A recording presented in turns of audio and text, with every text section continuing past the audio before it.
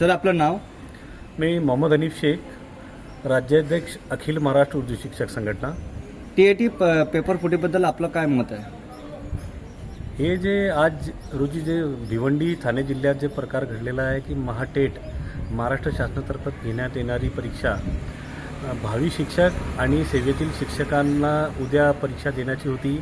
पूर्ण राज्यात 37 शहरांमध्ये 1028 केंद्र होते आणि परीक्षा रद्द झाल्यामुळे सर्वांना निराशा हाती लागलेली आहे आणि हे चुकीचं असून ज्या कस्टडीमधून हे पेपर लीक झालेला आहे त्यांच्यावर शासन प्रशासन आणि पोलीस प्रशासनामार्फत कठोर कारवाई दाखल करून FIR झाली पाहिजे, हे माझी रास्त मागणी आहे। या संदर्भात माझी शासनाकडे आणि आमचे राज्याचे माननीय शिक्षण मंत्री माननीय मुख्यमंत्री यांच्याकडे अशी रास्त मागणी असणार आहे की परीक्षाचा जे सिस्टम आहे त्याच्यामध्ये सुधार झाला पाहिजे आणि भावी शिक्षकांसाठी वेगळी, सेवेतील शिक्षकांसाठी जे तामिळनाडू कर्नाटक प्रकारे आपल्या राज्यात सेवेतील शिक्षकांसाठी वेगळी परीक्षा झाली पाहिजे आणि याची दक्षता घेण्यात यावी की पेपर लीक होता कामा नये। या संदर्भात माझी शासनाकडे मागणी असणार आहे की आमचे राज्याचे जे शिक्षण मंत्री आहे दादारावजी भुसे आणि मुख्यमंत्री देवेंद्रजी फडणवीस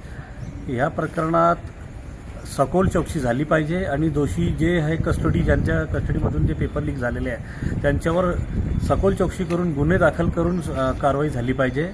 तसेच ह्या परीक्षाबद्दल मी असे माझे हे व्यक्त करतो की शासनाने याच्यामध्ये सुधार आणला पाहिजे।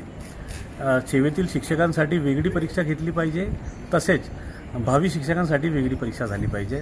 कारण माननीय सर्वोच्च न्यायालयाने 2028 पर्यंत सेवेतील शिक्षकांसाठी हे मुदत दिलेली आहे, ते मुदतच ते पास झाले पाहिजे।